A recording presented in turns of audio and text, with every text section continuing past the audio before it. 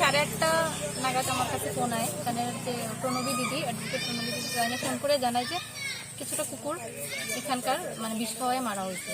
তো তাই নিয়ে এটা জানানোর পরে আমি আমাদের মেম্বার বিকাশ সরকার তাদের নিয়ে আইছি।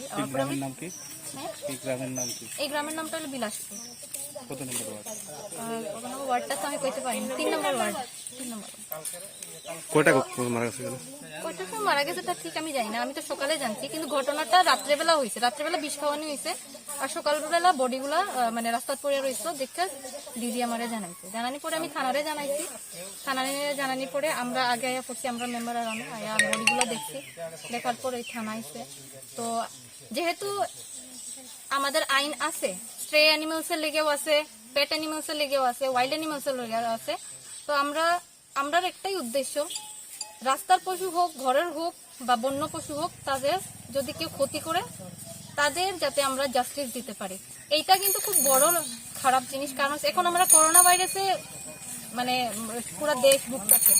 এই সময় যদি আমরা আমাদের যে এরকম মানে সমাজের মধ্যে যদি এরকম মারা হয় পশুরারে, এর থেকেও কিন্তু আরো বেশি রূপ ছড়াইতে পারে।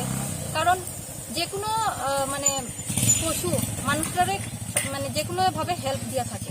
তো রাস্তার পশুরাও রাস্তার জিনিস খায় খায় তারা রোগরারে নিজের মধ্যে সীমিত রাখে। কিন্তু আজকে যে এরকম মারা হলো, এই বিষয়ের শুরুতে যদি আরেকটা যদি কোনো গৃহপালিত পশু এই কুকুরের বা কিছু খাইয়া লায়, তাহলে সেও মারা যাইব।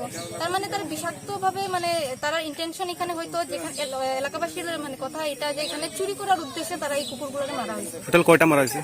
টোটাল 11টা এখানে কুকুর আছে। অন্যরার বডি এখন পর্যন্ত পাওয়া গেছে না, কুকুরটি দেখাও গেছে না। 4টা বডি পাওয়া গেছে যেগুলো এখন পড়িয়া রয়েছে। তার মধ্যে একটা প্রেগনেন্ট কুকুর। তো যদি মানসিকতা এতই ছোট হয়ে থাকে, একটা প্রেগনেন্ট কুকুর যে বাচ্চা জন্ম দিব, আমরা যেভাবে মানুষরাও মানে একটা প্রেগনেন্ট মহিলা হইলো তারা যেভাবে আমরা মানে যত্ন করি, সেটাও হয়তো এরকম যত্ন করা না, কিন্তু আমরা মানুষ হিসাবে তো তাদের মারতে পারি না। তো এখানে কিছু লোকের নিজের কুকুরও আছিল এখানে, কিন্তু এইটাও ঠিক যে মানুষরা কিন্তু কোনো কুকুর ক্ষতি করছে না। তার মানেটা কি, মারাটা মানেটা হচ্ছে তারা 2 নম্বরই কাজ করতে চায়। হয়তো এই কুকুররা বাধা ছিল যার কারণে তারা মারছে। কয়েকটি কুকুর এই এরিয়াতেই থাকে, প্রায় 10-11টা কুকুর। তো কালকে সন্ধ্যার সময়ও ছিল এই কুকুরটি, সন্ধ্যার সময়ও দেখা গেছে 10-11টা কুকুর।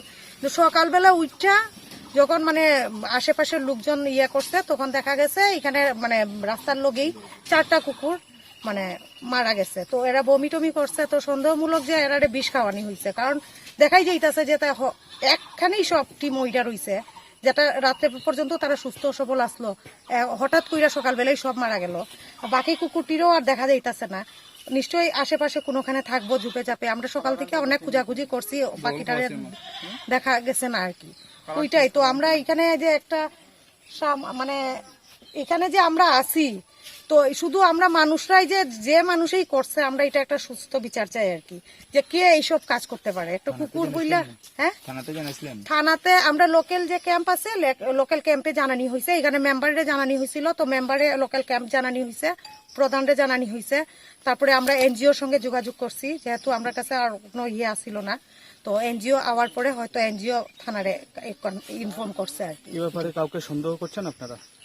এখন রাত্রিবেলা কে কি করতে পারে, এখন তো আমরা একটাই চিন্তা যে এতটি কুকুর আসিল, অ্যাটলিস্ট মানে এই লকডাউনের মধ্যে আমরা তো ঘর থেকে বাইরে হইতাম না, তো ওরাই মানে পাহাড়া টাহাড়াই দেওয়ার মতোই থাকতো, কুত্তটির রাস্তায় থাকতো, তো আমরা একটু সেফ ফিল করতাম। কিন্তু এখন মনে হইতাছে যে এটা কোনো অসৎ উদ্দেশ্যেই করা হয়েছে, যাতে রাত্রেবেলা তারা মানে কিছু করতে পারে, অসৎ কোনো কাজ করতে পারে। নাইলে একসঙ্গে এতটি কুকুরে এইভাবে বিষ খাওয়াইয়া মারা, এটা তো কোনো স্বাভাবিক ব্যাপার না। ব্যবস্থা করতেছে, এটা কুত্তার ধরনের তারা চুরি করতে পারতেছে না, ওই কারণে একসাথে এতটা কুত্তা বিষ খাওয়াই মারা হয়েছে। এর চরম শাস্তি, উপযুক্ত শাস্তি তার দেওয়া উচিত। এলাকায় কি গভীর রাত্রে বাইক গাড়ি চলে? অনেক সময় চলে স্যার, অনেক সময় রাতে গাড়ি বাইক চলে, কিন্তু কুত্তার কারণে অনেক সময় এরকম তারা ডাক দিলে আমরা আশেপাশের মানুষ উঠে যাই গিয়া, যার কারণে এসব হয় না। কাউকে কি সন্দেহ করেন আপনারা গ্রামের তরফ থেকে? গ্রামের তরফ থেকে কারে সন্দেহ করবো স্যার? গ্রামের মানুষের নিজের ঘরের মধ্যে যে চোর থাকে তারাই আমরা ধরতে পারবো না।